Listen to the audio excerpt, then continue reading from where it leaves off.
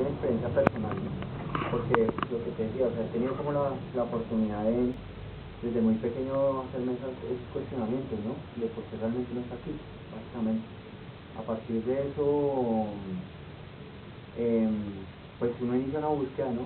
Porque siempre uno en su interior sabe, o normalmente quiere responder a muchos interrogantes, a muchos incógnitos, ¿no?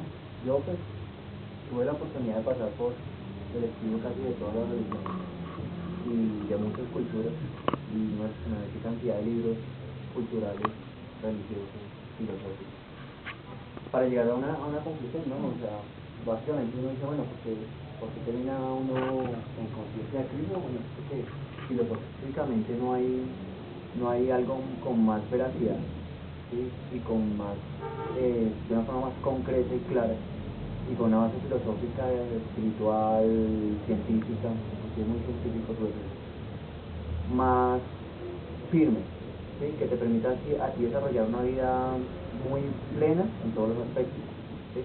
Tú ves, por ejemplo, lo normal de las religiones es, bueno, la parte de la fe como tal, pero realmente no tocan más aspectos de la vida, ¿no? Realmente no. Y el tema, por lo menos con conciencia de Krishna, es que a ti te enseñan desde lo más básico, que es cómo alimentarse, ¿sí? Y hasta la parte pues magnífica que es la espiritualidad, ¿no? ¿De dónde vienes? ¿Para dónde vas? ¿Qué estás aquí? Todo ese tema. Entonces básicamente es eso, es como, ¿por qué eso está acá? Bueno, porque no se ha encontrado algo mejor, ¿sí? Realmente. Es como lo más rico y lo más completo que existe ahora. ¿En qué nos basamos nosotros? Nos basamos en los libros registros históricos que se llaman los Vedas, que son muy antiguos. De hecho, dentro de la parte histórica ya son datados como los libros más antiguos que existen, ¿sí? Son tremendamente extensos. Se dice que un ser humano en toda su vida leyéndolos no lo alcanzaría a leer, y están bajo 4 pilares que son obviamente muy ricos, que te hablan de la parte medicinal, de la parte física, de la parte mental, de la parte espiritual. Sí, estos Vedas son como la compilación de todo el conocimiento de todo. Cualquier pregunta, por lo que se le a la cabeza, ahí está respondido. Sí, que todo tiene un orden lógico en todas las cosas. Entonces básicamente es como entender esa relación que uno tiene ahora. ¿Qué busca uno normalmente? No, esto ya no es algo sectario. ¿Por qué razón? Pues como te decía, la vida espiritual ya es algo que no tiene que ver con religión. La religión es simplemente un camino, un parámetro que tú te dictas para llevar una vida espiritual que es diferente, ¿no? Entonces el tema es que ya a un término espiritual todas las almas consciente e inconscientemente estamos buscando una cosa fundamental, que es despertar amor puro por Dios, ¿sí? Eso obviamente nos lleva a un cuestionamiento más amplio, que es cuál es nuestra relación con Dios, ¿no? Porque realmente estamos acá. Entonces eso nos lleva a preguntarnos qué es la naturaleza material, y si nosotros realmente somos espirituales, entonces qué es la naturaleza espiritual, ¿no? De dónde viene, cómo se manifiesta, cómo, como toda la parte filosófica y por qué realmente uno está aquí en un plano material, por qué se llevó hasta acá, ¿no? Básicamente es eso. Todas las religiones de fondo, lo que te digo, buscan dentro de su espiritualidad es despertar un amor puro por Dios y volver a religar. Religión de hecho viene de religar. Esa es la palabra, la raíz verdadera de religión, es religar, ¿sí? En el caso de nosotros se llama yoga, ¿sí? Pero yoga es relación. Pues con quién, pues con Dios. Entonces básicamente, ¿qué es? Pues, ¿cómo estoy yo con esa relación con Dios, no? Básicamente, cómo estoy llevando mi vida, si estoy realmente llevando una vida realmente en conexión con Dios. Por eso te decía yo hace un rato que la religión sin una base filosófica fuerte y una base científica que compruebe así a término material que tú estás llevando un proceso bien, pues es un sentimentalismo, ¿no? Uno lo ve en la calle, no puede verlo, digamos, en las iglesias católicas sin criticar la parte espiritual y una parte religiosa como tal.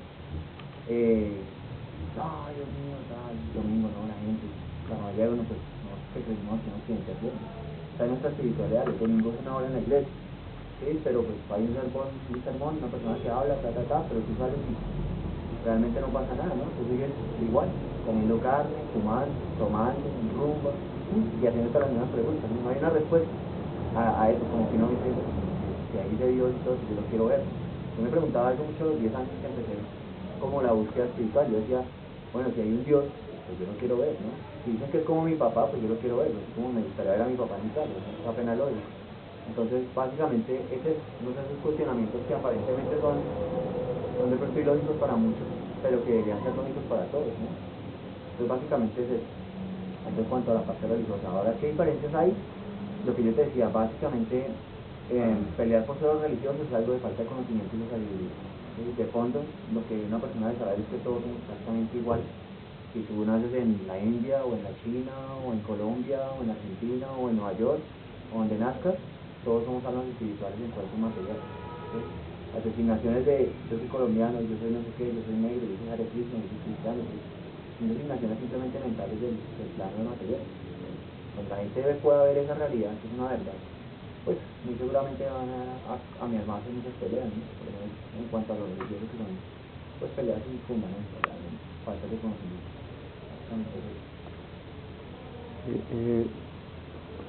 ¿Tú me puedes explicar dos cosas? La primera, tú decías eh, lo de la flor de loto.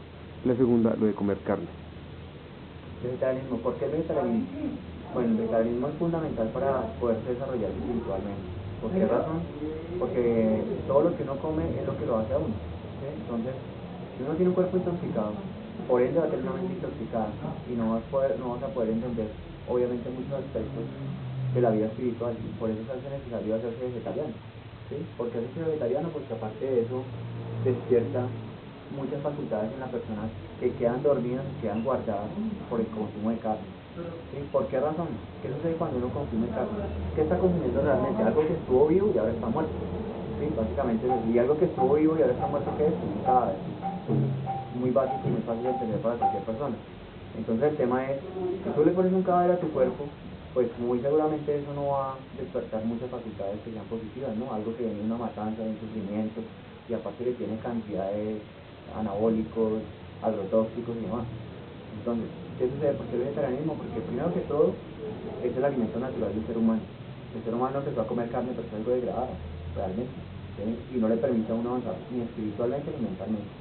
¿Por qué razón? Bueno, ya estudios ya científicos muestran que una persona que consume carne tiende a ser más iracunda, tiende a ser menos equilibrada, tiende a estar más intoxicada, tiende a tener cantidad de enfermedades en el cuerpo. Entonces, pues, no se puede hablar de una vida sana y una vida bonita cuando todo eso está en el cuerpo, ¿no? No suena lógico. Por eso la necesidad y es uno de los principios. Ahora, desde el término religioso, ni siquiera se habla de la necesidad de ser vegetariano. ¿Por qué razón? Porque se asume que el ser humano por naturaleza debe ser vegetariano, es que es una naturaleza del ser humano, es antinatural como está, básicamente. Entonces uno debe tener una ética y recurriendo a la verdadera lógica que supuestamente nos pone como una raza superior en la tierra, entre comillas, ¿sí? Pues uno debe simplemente conectar con esa inteligencia y decir, no es inteligente, pues nadie quiere que le digan que no es inteligente y sabe que no es inteligente y seguir siendo no inteligente, ¿no? Todo el mundo busca es cada vez más conocimiento, cada vez desarrollarse más en la inteligencia, ¿no? Entonces básicamente es el, pues, el principio del pensamiento. ¿Puedes explicar? Aquí estoy viendo lo que yo te decía hace un instante, la flor de loto.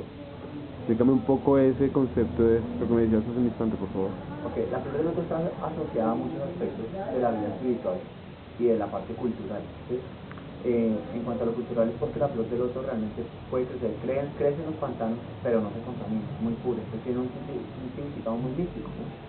Aparte ya un término un poco más esotérico, la flor de loto, o sea, se dice que los chakras del cuerpo tienen formas de flor de loto. Ponemos el chakra Sudarsana que está aquí arriba, que es como una antena, se dice que es el loto de los 1000 pétalos, ¿sí? Cada una tiene una forma especial, pero pues ya tendríamos que entrar a estudiar como geometría mística, ya una mística más profunda cultural, básicamente.